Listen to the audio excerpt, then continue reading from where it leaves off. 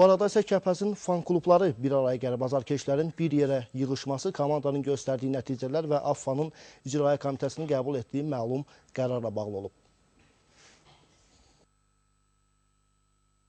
Kəpəz, Xəmsə və Gələcəyi Körpü fan klublarının rəhbər şəxsləri və üzvləri iştirak edib. Azarkeşlər klubun hazırki vəziyyətini müzakirə etməklə durumu qeyri-qənaətbəxş qiymətləndiriblər. Bu gedişlə Nizami Yurdunun təmsilçisinin Premyer Liqanı tərk edəcəyini bildiriblər.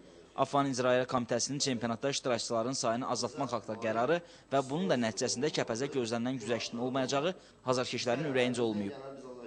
Biz xahiş edirik ki, Rövnaq Abdüləyevlə, Ramil Museyevlə ki, komandamız həmişə çempionluq görüb, biz köhnə illəri bizə qaytarsınlar. Biz sadəcə xahiş edə bilərik ki, bu məsələyə təzədən baxılsın və komandamızı istəyərik ki, çempionatda oynasın, azarkeşləri sevindirsin.